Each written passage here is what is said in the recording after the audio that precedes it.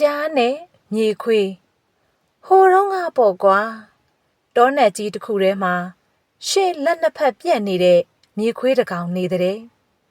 သူ့လက်နှစ်ဖက်ဘာကြောင့်ပြက်သွားတာလဲဘယ်သူမှမသိကြဘူးဖြစ်နိုင်တာကတော့ထောင်ချောင်းမီးပြီးလွတ်မြောက်အောင်ရုံးထွက်ရင်းပြက်သွားတာပဲတောဆက်မှာနေတဲ့လူတစ်ယောက်ကမြေခွေးကိုမြင်တိုင်းဒီကောင်အစာကိုဘလို့ရှာဖွေစားတောက်နေပါလိမ့်လို့စဉ်းစားတဲ့တနေ့မှာတော့မြေခွေးကသူနဲ့မလန်းမကန်းမှရှိနေတဲ့အဲ့ဒီလူကိုယ်တိုင်လဲချက်ချင်းပဲပုံးခိုစရာအမြန်ရှာပြီးပုံးနေရတဲ့ဘာကြောင့်လဲဆိုတော့ကြားတစ်ကောင်ကအဲ့ဒီအနီးအနားကိုချင်းကပ်ရောက်ရှိလာတာကိုကြားကလက်လက်ဆက်ဆက်အသားတုံးကိုသူ့လက်သေးကြားမှာစော့ကစားလာတဲ့ပြီးတော့မြေပြင်မှာလှဲချပြီးအစာကိုတဝစားတယ်မြေခွေးအတွက်တချို့တဝက်ချမ်းပြီးထွက်ခွာသွားတဲ့နောက်တနေ့ရောက်ပြန်တော့မြေခွေးရှိရာကိုအဲ့ဒီကြားရောက်လာပြန်တယ်ကယ်တင်ရှင်ကြီးကိုကမ္ဘာလောကကဖြည့်စည်းထောက်ပံ့ပေးဖို့ဆေလွတ်လိုက်တဲ့အတိုင်းပဲအဲ့ဒီလူစပြီးတွေးတာကတော့တကယ်လို့အဲ့ဒီမြေခွေးကိုမမြင်တွေ့နိုင်တဲ့အင်အားကြီးမားတဲ့တကူးရှင်က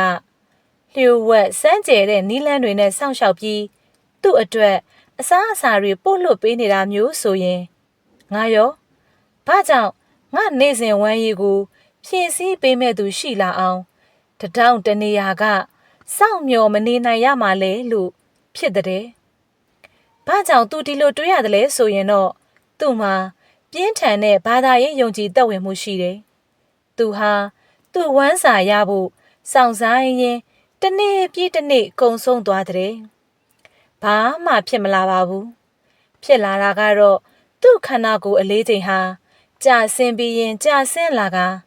သူ့ပုံဟာကမ္မထမ်းရုပ်ပေါက်လာတယ်သူ့မှာ